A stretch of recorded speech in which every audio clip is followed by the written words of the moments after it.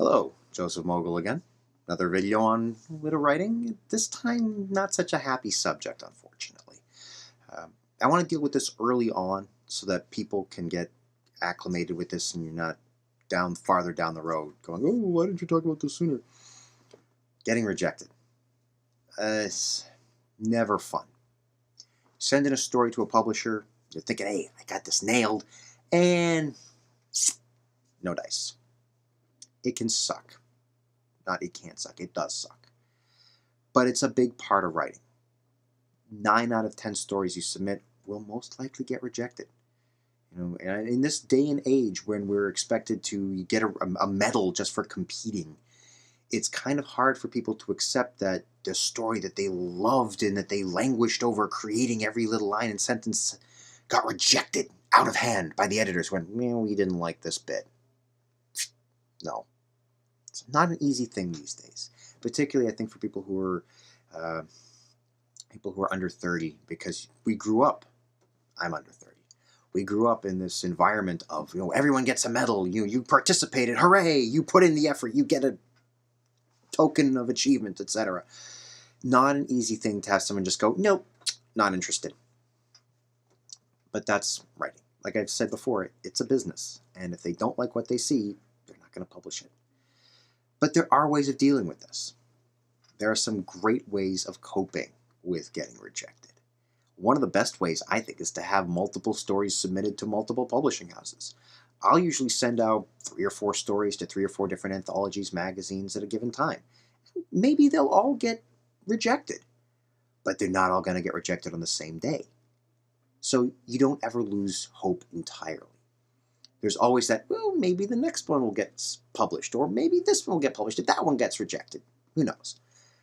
It lets you keep your hopes up, and it means you're not going to be emotionally crushed because you've invested all your faith in this one story getting published, and then it gets rejected.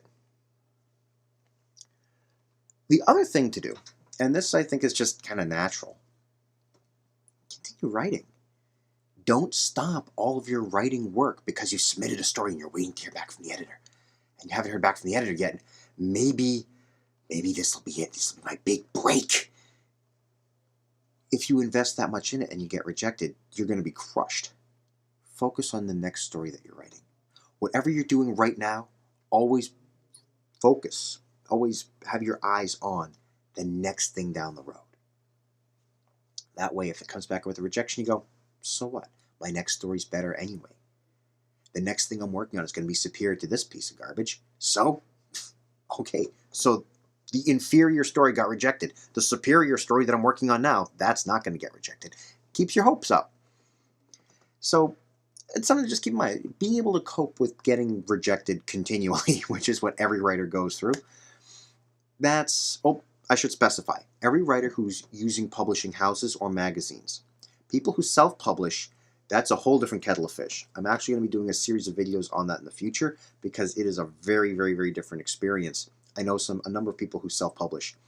Having looked into both options, there's a reason why I personally chose to go with publishing houses, magazines, as opposed to self-publishing. I'm not against self-publishing at all, but I think it takes different personality types to do the different, or to use the different possible ways of getting published. Very different type of person is going to self-publish as opposed to the kind of person who's going to publish through a publishing house. Very different approach.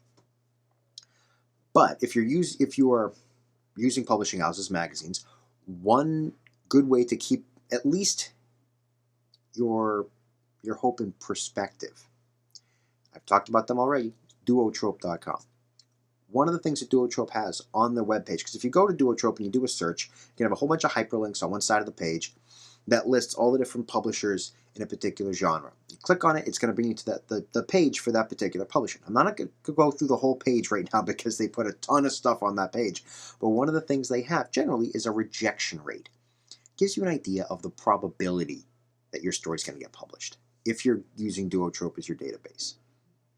Like I said, I use Duotrope as my database because it's so effective. It's a pay site, but you get what you pay for tenfold, I feel. And just having that rejection rate on the site is really helpful. If you submit to a site that has a 95% rejection rate, don't expect to get published. Expect you got a 19 out of 20 chance of getting rejected. And having that in mind before you even submit can really mitigate the blow. It can soften that pow of you have been rejected. The other thing to keep in mind is that great writers in the past have been rejected repeatedly. One of my favorite examples is James Joyce, the guy who wrote Finnegan's Wake and Ulysses, arguably, in my opinion definitely, the greatest, hands down, stream of consciousness novels ever written in the English language. All due respect to the other writers who've written stream of consciousness, no one is a match for Joyce. When Joyce wrote, I believe it was Finnegan's Wake, he submitted it to 34 different publishing houses before it finally got published. 34 publishing houses rejected him out of hand. But he didn't give up. If after the third or fourth rejection he just said, screw it, no one wants this, why am I going to try? If he had done that, we wouldn't have James Joyce today. We wouldn't have Finnegan's Wake or Ulysses. So keep your hopes up. Just because you've been rejected even 12 or 13 times does not mean your story is worthless, does not mean that your story is bad. You just have to find the right place. And you will, as long as you don't give up. All right? So like and subscribe. Contact me. You can contact me through my YouTube channel. You can contact me through my website, which is hyperlink is in the description below. Cheers.